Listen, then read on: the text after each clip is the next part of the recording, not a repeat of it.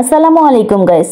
আমরা অনেকেই YouTube channel create করেছি, সুন্দর সুন্দর ভিডিও আমরা আপলোড করি আমাদের চ্যানেলে। এত সুন্দর ভিডিও করার পরও দারুণ একটি থাম্বনেইলের অভাবে আমাদের ভিডিওটি হয়ে যায় অসুন্দর। কথায় আছে, প্রথমে দর্শনধারী তারপর গুণ বিচারী। ভিডিওটি যখন আমাদের ইমপ্রেশন দেওয়া হয়, মানুষের সামনে নিয়ে যাওয়া হয়, তখন প্রথমেই যদি দেখতে বাজে কিছু দেখা যায় বা প্রথম যে ছবিটা সেটাই যদি খারাপ লাগে দেখতে, তাহলে কিন্তু মানুষ আর ভিডিওতে ঢুকে না, ইন করে না এবং ভিডিওটি দেখে না। তাই আমরা যদি একটা সুন্দর থাম্বনেইল ক্রিয়েট করে দেই, তাহলে আমাদের ভিডিওটা যখন ভিউয়ার্সের কাছে যাবে, প্রথম থাম্বনেইলটা দেখেই ভিউয়ার্সদের পছন্দ হয়ে গেলে তারা কিন্তু আপনার ভিডিওতে সহজেই ঢুকবে এবং ভিডিওটি সুন্দরভাবে দেখবে। তাই ভিডিও আপলোড করার সময় আমাদের সুন্দর করে গুছিয়ে একটি থাম্বনেইল তৈরি করতে হবে এবং থাম্বনেইলের উপর ছোট্ট করে আমাদের ভিডিও প্রসঙ্গে লিখতে হবে, যেন ছোট এই কথাটির মাধ্যমেই মানুষ বুঝে যায় যে আমরা কি নিয়ে ভিডিওটা তৈরি করেছি।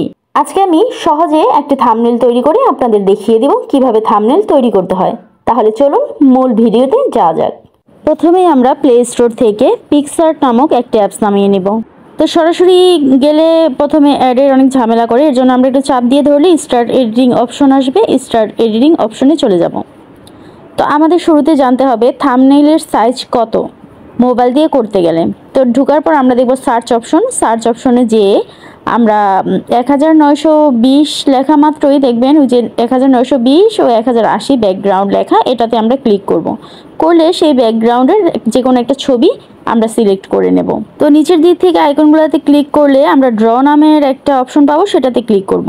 তারপর আমরা চলে যাব। এখন আমরা আমাদের পছন্দ মতো কালারে এই স্কোয়ারটাতে প্রথম ক্লিক করব, তারপর নিচে রাউন্ড শেপের ফিল লেখা অপশনে ক্লিক করে তারপর আমাদের হাত দিয়ে আমরা আমাদের পছন্দ মতো কালার দিয়ে ফিল আপ করে নেব। এখন এটা এক কালার হয়ে গেল।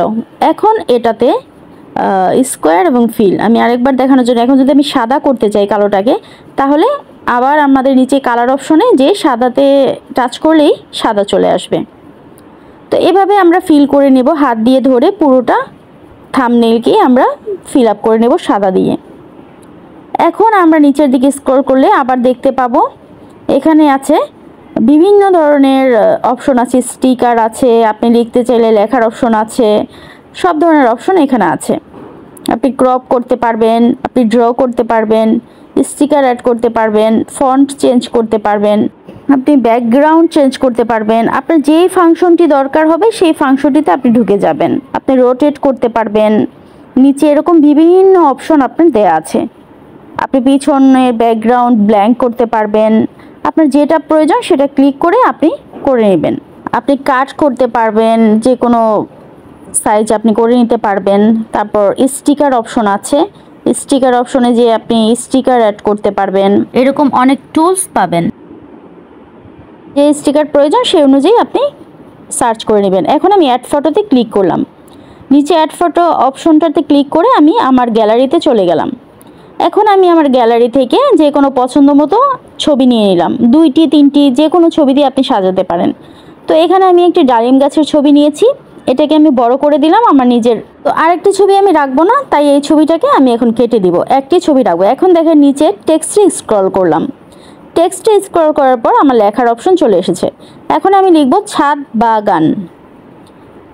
ছাদ বাগান আমি প্রথমে এখানে বাংলায় বা ইংলিশে আপনারা যদি লিখতে চান রুফটপ, যেটা ইচ্ছা আপনারা লিখে নেবেন।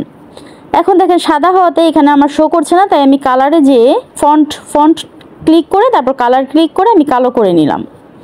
এখন আমি ছাদ বাগান লিখলাম। এখানে অবশ্যই আমাদের প্রথমে ফন্টে ক্লিক করতে হবে, তারপর কালারে ক্লিক করতে হবে কালার চেঞ্জ করতে হলে।